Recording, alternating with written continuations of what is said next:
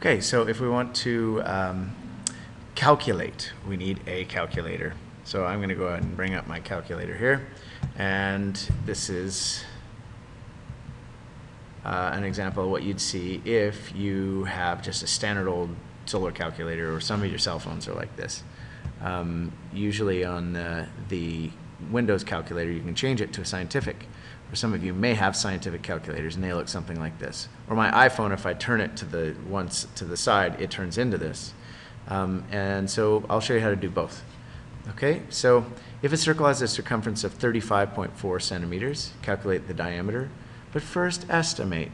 So if we know that the circumference is about 3 times the diameter, I can take 35 and change it into 36, and it's going to be about equal to 36 divided by 3, or 12 centimeter diameter. Okay? But if I want to actually calculate it, I'm going to bring back my calculator.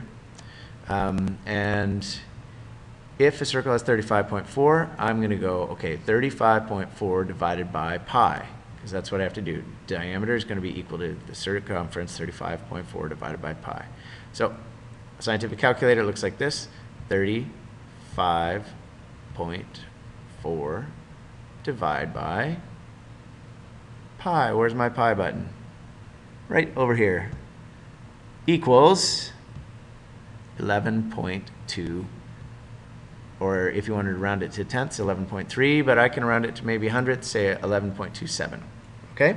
So now that's calculating with a pi button. But if we go back to non-scientific, standard sort of old-fashioned calculator, all right, you're not going to want to, you probably won't remember all that many digits of pi, so you can do this. Just go 35.4 divided by 3.14, and we'll call it close enough. And what do you get? 11.27. Okay, it's pretty close. It's going to be a little different, but not that far off. Okay, so the next thing we need to do is then, say we're calculating circumference. And here you're going to see a little bit of a difference. Use your calculator again. You want to make sure that if you've got a pi button, you use it, because it's going to give you more accuracy. It's just a good thing. All right, so I'm going to go into my scientific, so I have a pi button.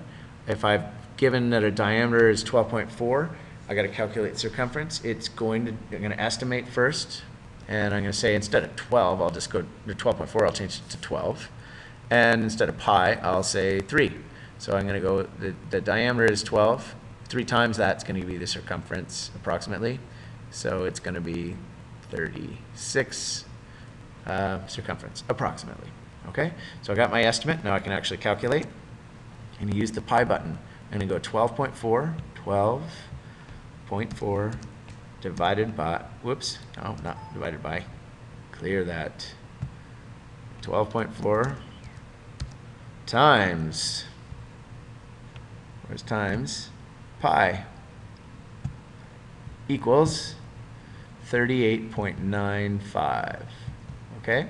Which I can round to the nearest hundredth as 38.96. But check this out. So here you'll notice a drawback of not having a scientific calculator. I'll be a little bit less accurate. It's always going to be a little less because I'm only using 2 digits past the decimal on pi.